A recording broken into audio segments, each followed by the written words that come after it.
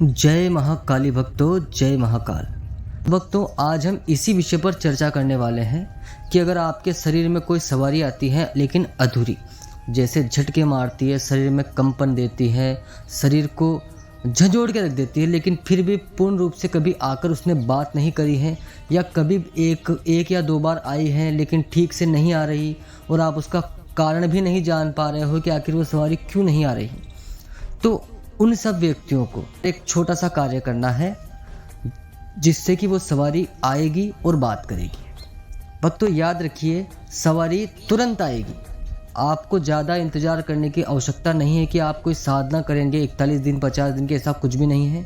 14 के दिन ही आपको ये कार्य करना है और उसी समय ही आपकी सवारी शरीर में आकर बात करेगी।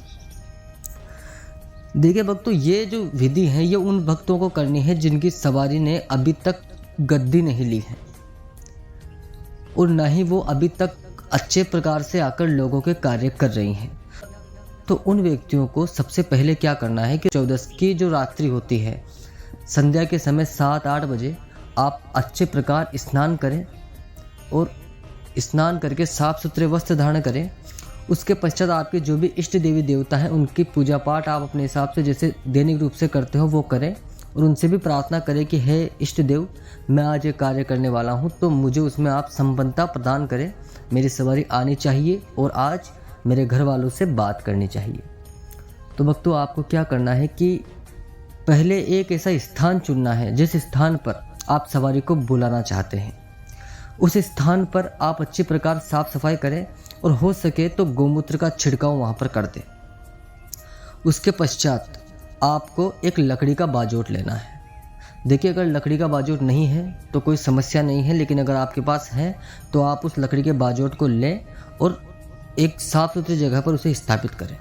अब उसके ऊपर आपको जो लाल सफ़ेद पूजा का कपड़ा आता है वो बिछाना है और उस कपड़े के ऊपर आपको 4 मुट्ठी चारों कोनों में चावल रखने हैं और बीच की जगह पर आपको 1 मुट्ठी ज्वार लेनी है।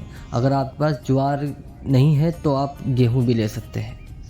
वो लेकर आपको एक घी का दीपक बनाना है और उस दीपक में कम से कम आपको इतना घी तो डालना है कि वो दीपक आपकी रात्रि 12 बजे तक चलना चाहिए, क्योंकि आपको 8:30 बजे ये सारा कार्य करना है। ज़्यादा से ज़्यादा हो सके तो आप 9 बजा सकते हैं, लेकिन 9 बजे तक आपका दीपक चालू हो जाना चाहिए। आपको दीपक चालू करना है। उसके पश्चात बाजोट पर जो भी आप पूजा लाए हैं जैसे फूल, माला, इत्र, वो आपको चढ़ा देनी है। भोग लाए हैं तो भोग भी आप वहाँ पर अवश्य चढ़ाएं। उसके पश्चात आपको आपके जो भी शरीर में देवी देवता हैं उनका नाम लेकर, अगर नाम पता नहीं है तो आप इस प्रकार कह सकते हैं कि हे मेरे शरीर के देवी देवता, जो भी सवारी मेरे शरीर में है, मैं आपको आज स्मरण कर रहा हूँ, आज मैं आपको याद कर रहा हूँ, कृपया आप आएँ और मेरा मार्गदर्शन अवश्य करें। ऐसा कहकर आपको 5 अगरबत्ती लगा देनी है और आपको एक गाय के गोबर का कंडा लेना है। उसे प्रज्वलित करके उसमें थोड़ी घी और थोड़ी गुगर और हो सके थोड़े गोला डाल दीजिए। वो चलता रहना चाहिए रात के 12 बजे तक, अर्थात जब तक आपकी सवारी नहीं आ जाए। देखिए, इनमें जो भी चीज़ें हैं जैसे आपका दीपक है, आपकी अगरबत्ती है, आपका कंडा है, वो तब तक चलता रहना चाहिए जब तक कि सवारी नहीं आ जाए। आप इस आस में ना बैठें कि सवारी रात्रि को 12 बजे आएगी, गुरुदेव ने बोला है तो 12 बजे चालू कर देंगे। ऐसा नहीं है भक्तों। देखिए, हम किसी भी सवारी के ऊपर उसे लाने में ज़बरदस्ती नहीं कर सकते। सवारी आती है आपके प्रेम को देखकर आती है, आपकी तपस्या को देखकर आती है, तो आप अच्छी प्रकार उनके लिए बैठें। आप जब वहाँ बैठेंगे, आपका परिवार जब वहाँ बैठेगा पूरे तन मन से, तो सवारी को भी लगेगा कि हाँ ये मुझे बुलाना चाहते हैं, तो वो आएगी। और आपको इतना करना है कि आप गुलाब के फूल अवश्य लेकर आएँ, क्योंकि आपको बाजोट के सामने एक 4 खुटी, अर्थात आपने देवी देवताओं की गादी देखी होगी कि चौकोनी गादी होती है, तो आपको उस प्रकार थोड़े थोड़े फूल वहाँ पर डाल देने हैं, क्योंकि जो देवी देवता आपके शरीर में आएगा तो वहीं पर बैठकर वो आपसे बात करेगा। देखिए, देवी देवता तो आपके प्रेम के भूखे होते हैं, वो कहीं भी बैठ सकते हैं, लेकिन जब तक देवी देवता गादी नहीं लेते तो आप उन्हें इस प्रकार किसी भी कपड़े वपड़े पर नहीं बिठा सकते। आपको उन्हें बिठाने के लिए फूलों की सेज ही सजानी पड़ेगी। भक्तों, ये कार्य आप करिए, परिवार के साथ प्रेम से वहाँ पर बैठ जाइए।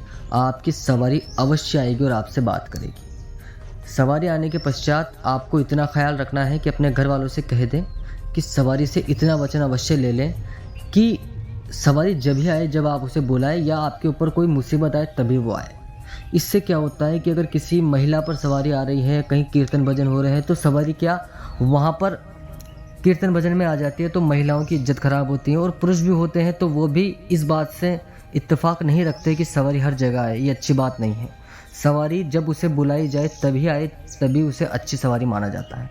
तो ये आपके ऊपर है। अगर आप सवारी से वचन ले लेंगे कि हे देवी हे देवता जो भी सवारी हैं, आप उसी वक्त आए जब हम आपको याद करें, तो आपके लिए ज़्यादा अच्छा होगा। भक्तों ये कार्य करें, उसके बाद सवारी आपको खुद बताएगी कि वो किस प्रकार की गादी लेगी और किस प्रकार का अस्त्र लेगी, ये उसके हाथ में है।